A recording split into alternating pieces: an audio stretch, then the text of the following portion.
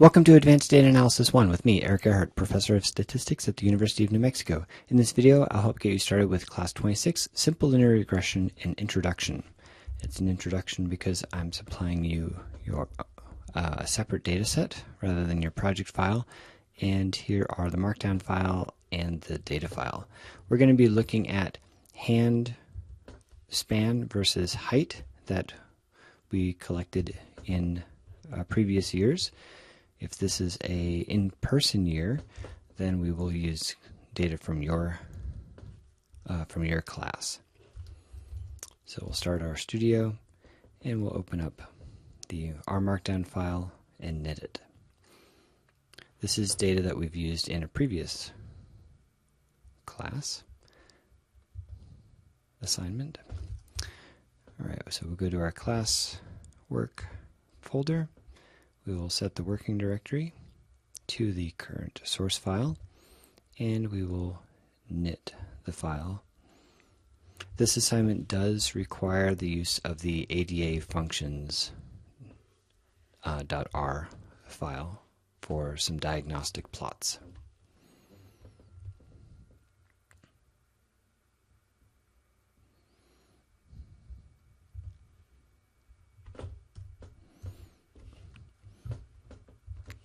All right, so in this assignment, we are going to read the data set in, center the x variable, the explanatory variable, which will give us an intercept in our regression model that has an interpretation, since no one has a hand span of 0. We're going to fit a linear regression model, check the model assumptions, and a lot of effort is going to be in this area. Looking both at the influence of points as well as, look at the influence of points using the leverage and Cook's distance. We're going to interpret the parameter estimates, and we're going to interpret confidence and prediction intervals from the confidence and prediction bands from the regression model. All right. So I will not. Well, sure I will. In a previous year, we measured people's heights in inches and used a ruler to measure their hand span in centimeters. And in the previous correlation assignment, we know that the units don't really make much difference for correlation, but they do have a little impact on the interpretation in linear regression, since the units are important. So we read the data set in, and we create the factor, or we make sure that the gender variable is a factor variable with levels F and M for females and males. So the columns we're going to use in the DAT hand data set are the gender, the height, and the hand span. And notice I've labeled the variables with the units in the variable name. That way there's never a question about what the units are. Here is a plot of the data which I have faceted by gender. Okay, so we've got a regression line for the females, a regression line for the males. Notice that the center of the females is somewhere around 19 or 20 centimeters. The center for the males are somewhere, say, maybe 22 or 23 centimeters. Okay, so first, choose either females or males for the remaining analysis. What is in this document has not been filtered, so it includes everyone. But I think because of the substantial differences between females and males, it's worth modeling one of these, but not the other. Modeling them separately. Next semester in Data Analysis 2, we will learn how to use multiple regression to model both of them simultaneously in the same model. So what I'd like you to do is remove one of these pound signs to choose either the female or the male for the analysis. Okay, I think this plan follows basically the table of contents which we've already looked at. We're going to center the variable, the x variable, fit the model, check assumptions, interpret both the estimates and the intervals. All right, centering the explanatory variable. So choose the males or females, and then right. Okay. So one comment here is it is common to, when you've selected a data set, to center a variable based on its mean. Okay. So in this case, for example, say we chose females, maybe the mean here is say 19.8. Okay, so say the mean was 19.8. In that case, 19.8 would be the location of 0 after you subtract off the mean. So if you center this variable by subtracting 19.8, that becomes, the whole axis gets shifted 19.8 units, and where 19.8 used to be now will be 0. Okay. The inconvenient part of that is now you've got to interpret everything based on 19.8. And wouldn't it be much nicer just to choose a round number like 20? Because then you can say, okay, a person with a 20 centimeter handspan is where the intercept is.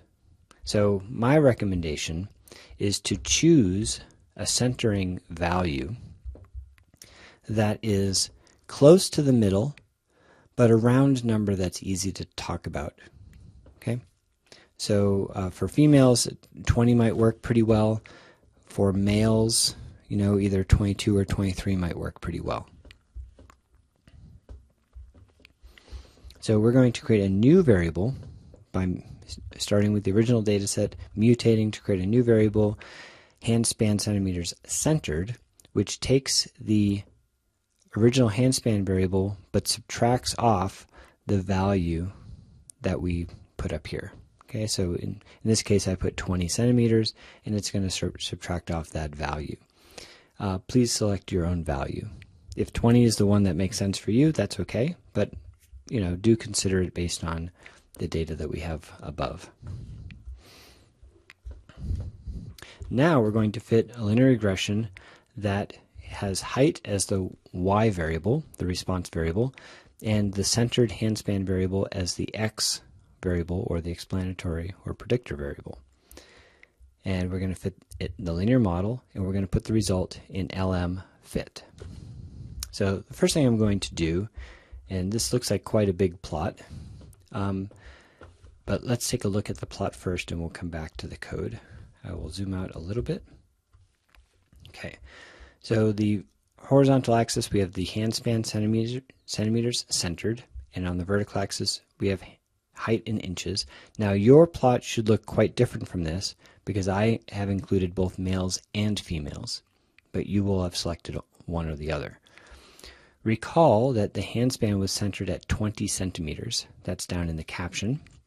And so the 0 value here is actually 20 centimeters. But the nice thing about this is the intercept of whatever it is, 67 inches or so, is the expected height for someone with a handspan of 20.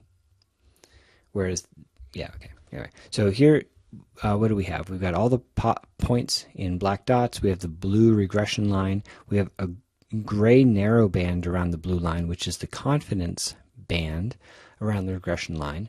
That basically tells you something about the uncertainty with where the regression line could be. Okay, if you sort of imagine that the regression line can wiggle inside those bands, that's sort of how much uncertainty there is in the slope and the intercept combined, the position of that regression line. Is that light green? I guess it says dark green here, but I think I have a light alpha level. So that light green wide band is the prediction band. That's the region where we would expect 95% of new observations to fall. So if we were to collect data from another class of seniors and graduate students, people who were sampled, in our class, then we would expect about 95% of those to fall inside of those prediction bands. And these are 95% prediction bands.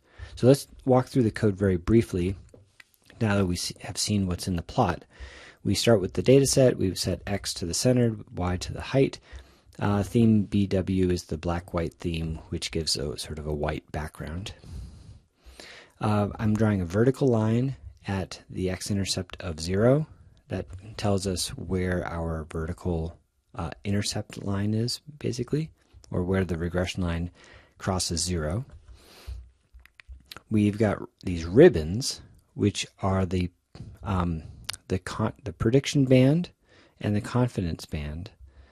And yes, Y min and Y max.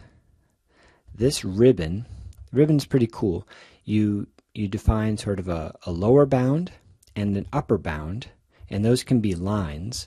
And in between those two lines, right, so we've got sort of a lower line down here and an upper line up here, and in between those two lines it fills it in with the green color.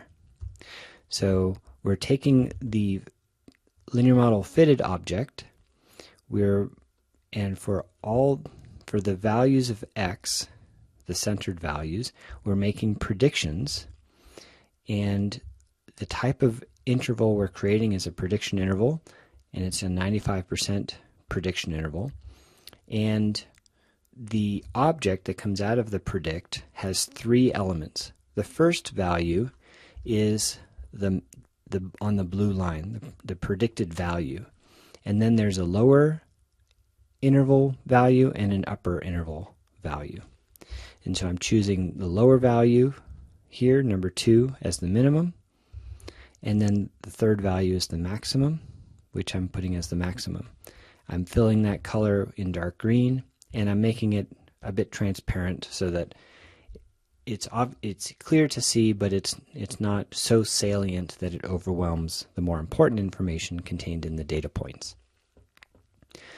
Next, I'm overlaying with the geom smooth the regression line with the standard errors, and those standard errors give us the confidence bands. So that gives us those gray bands on the inside. After having laid down those bands, now I'm finally going to plot the points. And I'm not even sure why. Oh, I know why I jitter them. I jitter them a little bit because there are some points that lay on top of each other, because people round to the nearest centimeter or maybe to the nearest inch or half inch. And if I jitter it by 0.1 units, these collections of points that would lie on top of each other now are jittered a little bit, and you can see that actually there's several points in that spot. I've also made it slightly transparent. I set alpha to 0.75, so you can see a little bit darker spots when there's multiple points there. Finally, I've labeled the plot with the title and the caption. And the caption, notice here I've pasted handspan centered at the value that I chose above to center it at, centimeters. And this paste command will paste or concatenate the text here with the value and this other text, and make that one long text string, which it prints out. And that is what we see down here in the caption. Okay, so now that you know how to make a fantastic plot for simple linear regression, let's move forward and check our model assumptions. Now, in the ADA functions code, I've written a function called LM diagnostic plots, where you put in there your linear model fit object, and it will produce a bunch of plots for you. And we're going to use this extensively next semester when we do a lot of multiple regression. But here, a simple set of plots will suit our purpose. The first, let's see, so this is a sort of my common 6-pack of plots. The first QQ plot tells us information about whether the residuals follow a normal distribution. And if they basically stay within these dashed blue bands, then the data are pretty normal. And this looks quite good to me. Cook's distance tells us about how much the regression line changes if you remove one observation. Okay, and so if you, for example, if you remove observation 145, then the regression line changes the most compared to removing any other individual point. And typically what we're looking for here are, you know, 1 or 2 or 3 points that are way up higher than the rest of them. There's always sort of like this low baseline of noise where lots of points influence the model very little because they're near the because those are points that are near the regression line. But you know, a point like this that is a large vertical distance from the regression line, or this one here also, which is both a long distance and far from this horizontal center of the regression line, this point down here would have a higher leverage, would probably be pulling that regression line down. Whereas these points that are basically lie on top of the line, removing them doesn't change the model at all. So I'm page down.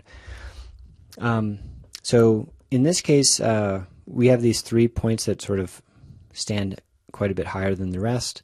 In my own opinion, these 3, while they are more influential than the rest, do not exert an enormous amount of influence, and I'm not too worried about these 3 points in this particular fit.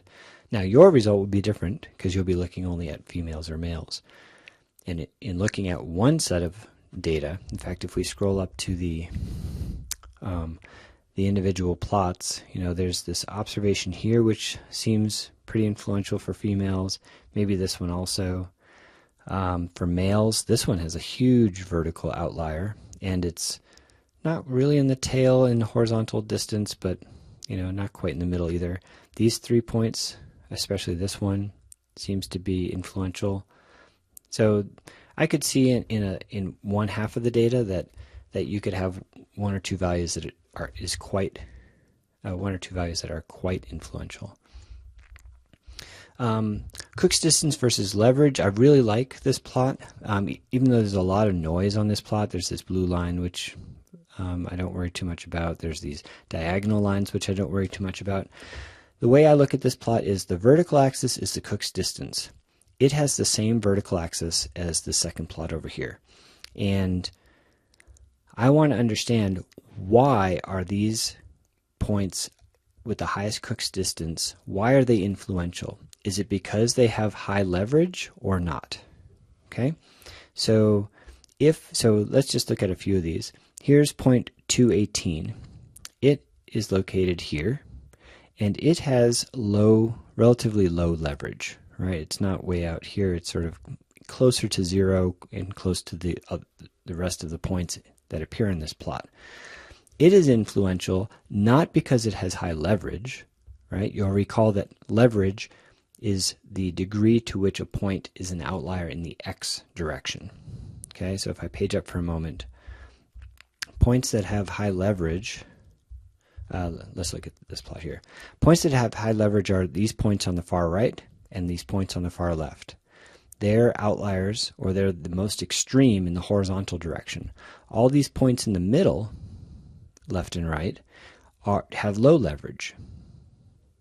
Okay, so is a point an outlier because it has high leverage, or is it an outlier because it is vertically a long distance from the line, like this point?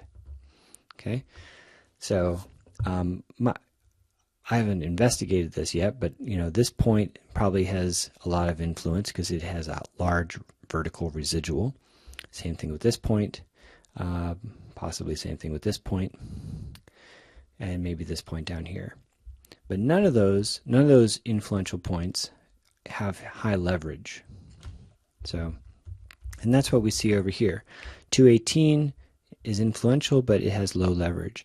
145, which is up in this top area just left of the blue line, it has the highest influence from the Cook's distance, and it has moderate leverage, but it's not way up here in the top corner, right? So points up here in the top corner say it is influential because it had high leverage.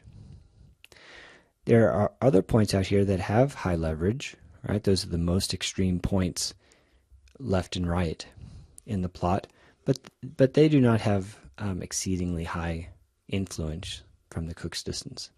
Okay, so I say that in this case, there's very little to worry about. We also have residuals, which should basically show no particular structure in the data. Right, they should be sort of be randomly distributed along the horizontal or from the horizontal 0 line. And I don't see any pattern here. We don't see increasing variance where points are close to the line on the left, but that's really spread out on the right, for example. There's no curvature that I see. It's basically just a blob of points. This is really quite a perfect example. So this is the residuals versus the fitted values. The fitted value is we scroll up for a second. The fitted value is the value of the blue line on the y-axis. So for example, this point on the far left, its residual is the vertical distance right here, which is maybe 2 or 3 units, maybe 2.5. And the fitted value is, for this point, the predicted value, or the fitted value, is the value of the blue. So if we draw that over to the left, it's maybe 60.5. So we should get a value of 60.5 with a residual of about 2.5. Let's go look. Page down. 60.5, that's the lowest value down here, and its residual is about 2.5. So that circle, that far left circle, is the point that we had just looked at. The last thing over here is residuals versus the x variable. And same thing, this value over here is the same point as what we saw over here. In fact, these two plots should basically look the same since we have a positive slope. As you increase handspan, the fitted values are also increasing. So that's why these two plots basically look the same. Lastly, this last plot is a plot of the Box-Cox transformation. It's asking whether our residuals could improve based on their quality of normality if we were to transform the y variable with a power transformation or a logarithm. And in this case, the peak of this curve is pointing down at 1. And so if you were to raise the y variable, the height, to the first power, that's basically the best transformation you could have to have normal residuals. Well, height is already raised to the first power, so we don't need any transformation here. Okay, so have we talked about everything for the interpretation? I believe that we have. So you may see different patterns than what I saw, but I trust that you'll be able to answer these questions given my discussion. All right, next we're going to furthermore investigate the relative influence of points, and we've already discussed this a bit. Investigate the leverages and the Cook's distances. So what I've done is I've created 2 more plots where I have labeled, instead of plotting the points, I've put their observation numbers. And in my case, we do have some points that are above this sort of rule of thumb line for influence. And but we have several points here. Nothing's really 2 or 3 times higher than everything else. This is all quite fine for leverages, meaning that we don't have any outliers in the x direction really, and their Cook's distances are also not extreme enough to worry about. So we've already sort of discussed those things. So you can write your interpretation here. Okay, moving on. Next is to interpret the parameter estimate table. So we have fit a regression model where the response variable height is explained as a straight line relationship where x is the hand span, that has been centered, and beta naught and beta 1 have been estimated in our model. When we look at the summary of our linear model fit, we get this coefficients table. And in this coefficients table, we have the intercept. So 66.68 is the estimated value of beta naught. Sorry, I'm having trouble with my mouse. And the handspan gives us the slope variable. So 1.385 is the estimate for beta 1. Okay, so assuming the model fits well, okay, so if in the previous section for model assumptions you said, oh, there's real problems here, we don't have normality, we have influential points, all those problems. Once you get down here, just assume that your model fits well and let's interpret the values that you have. Complete this equation by filling in the beta values with the values in the table. So notice I've got beta naught hat. The hat, of course, means that we have estimated that value from our data. So I would just want you to delete the betas in the R code and fill in these values. You can be fancy about it and try to pull these values directly from the linear model object, or you can just type it. If I was in your position, I'd probably just type it. Okay, so in my case, I'd fill in for beta naught, it would be, say, 66.7, and for beta 1, I'd put 1.39. Okay, notice I have handspan minus the centering value, and I believe that in the R code, I can go check for a moment, I believe in the R code for this section, okay, so here's the regression line is, here's the place where hat beta naught, I'd fill in the value, hat beta 1, I'd fill in the value, and I have already handspan centimeters minus this piece right here. I've filled in the value that you entered in above, right? So R means it's interpreting this value, and the val center puts that number in there. So when we come back over here, 20 is what appears in mine. If you put something else, you should be seeing that number here in this equation. All right. We are going to test the hypothesis related to the slope of the regression line. So I would refer to the lecture notes on this, but in words and notation, typically we're interested to know whether the regression line is horizontal or different from horizontal. So when we look at this fitted regression line, does it look like we have no linear relationship between these variables?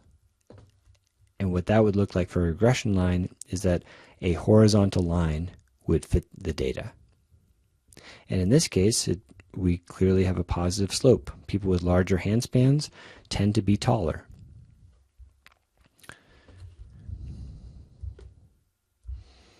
So in words, it would be something like, if we state it in terms of the alternative hypothesis, the question is the slope of the regression line different from 0? And you might even hypothesize that you have actually a positive slope. That would be okay too. But I would stick to not equal, because we already have a test in this p-value which is testing the hypothesis of not equal as the alternative hypothesis. Okay? So in our case, we've got an estimate of 1.4, we have a standard error of 0.09. The t-value, you'll recall, is the estimate divided by the standard error. Okay, so that's about 16, which is very large. Anything above 2 or 3 is getting to be large. And we have a very, very small p-value. So we have tons of evidence here that, in fact, we have a non-zero slope. Okay. Anyway, so I've said too much. Anyway, so in words, yes, is the slope different from 0? And then in notation, right, what is the slope value? Up here in the equation, the slope value is beta 1.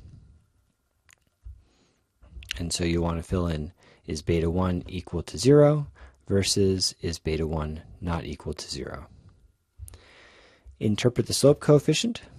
Okay, so state the hypothesis. Okay, so you got to do a little bit more here. Indicate the p-value, and then state the conclusion. Probably assume that that alpha level is 0.05, though it doesn't really matter what you set alpha to be. The p-value is basically 0.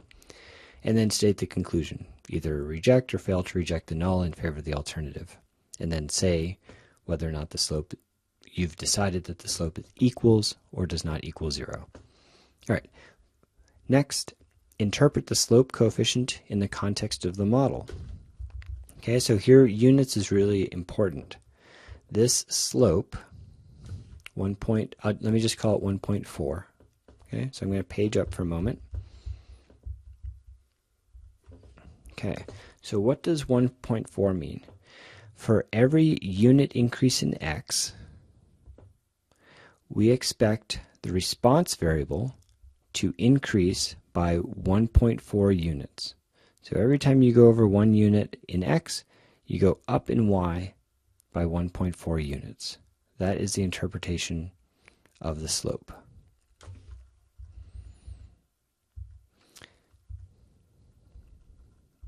That's it. If you want to double check the language, refer to the lecture notes. And finally, in this section, state and interpret the r-squared value. So there are two r-squared values here. One is the multiple r-squared and the other is the adjusted. We do not interpret the adjusted r-squared. That's for model comparison, which we'll look at in data analysis 2. It is the multiple r-squared value that we care about, and this is 0.51. In our case, because it's simple linear regression, r-squared is actually the correlation squared. So if you were to calculate the correlation between height in inches and the hand span, you would get the square root of 0.5. Anyway, so that is the r-squared value, and I'd like you to interpret it. And the interpretation is something like, it's the proportion of variance explained, or you could say something like 51% of the variability in the response variable, height in inches, is explained by the simple linear regression model with hand span. Yeah, the additional part of that is that is over and above the grand mean. So you could explain you could make predictions of height in inches just by taking the grand mean of height in inches. So if I page up here, so height in inches, what's the mean of height in inches? Maybe it's something like 69 or 68 inches. So let's just say it's 69. So if that's the grand mean, we'll have some amount of, we'll have a lot of, right, so imagine drawing a horizontal line at 69. So then we would have residuals from that horizontal line, and the residuals tell you about the unexplained variability. And there would be a lot of unexplained variability, because a horizontal line at 69 would have large residuals for these points that are on the far left and on the far right, because they're really far from 69. Whereas this diagonal line, because it goes through the center of the data, our residuals are much smaller. And so just going back to this, say and interpret r-squared, r-squared is the amount of variability that the model can explain over and above the grand mean. So how much better can we do than just the grand mean? We can explain 51% more of the variability. That's pretty high. Particularly, let's just take a quick peek. So r-squared is this number. What is the square root of that value? Because I want to see what the correlation is. 71% correlation. That's pretty high. All right. Interpret the confidence and prediction interval. So we recall in this plot the confidence interval, or the confidence band, is the gray band around the blue regression line, and the prediction band is the green band. But if you take any vertical slice, you can get a confidence interval. So I have chosen to go down to -1, right about where my cursor is down here, and come up, and I want you to get the confidence interval around the regression line there. So basically the top of the gray bar and the bottom of the gray bar at that point. And then same thing for the green. Prediction band goes from down here to up here. So if I go back to the bottom, I'm getting a 95% confidence interval and prediction interval for -1. And so this is how to get that. You basically put in your linear model fit. You specify an x value where the handspan equals -1. And you can get more. It's worth looking at the help for the prediction interval, or for the predict function if you're going to do this for your own data. Anyway, but this is like the new data argument goes here, and then we specify the interval as a confidence interval at 95%. And so we get the fitted value. Okay, so that's 65.3. If I page up for a moment, 65.3. If I go down to -1 and come up, we've got 65.3 is right about there. So that's the value of the blue. And then if we drop down again, the lower and upper bound for the confidence interval is 64.8 up to 65.7. It's about a full inch, a full unit. Similarly, for a prediction band, we've got the same fitted value, because that's the regression line. And then we've got the lower bound of 60 up to 70. And just to square that up on the plot, we go down to -1, we come up to here.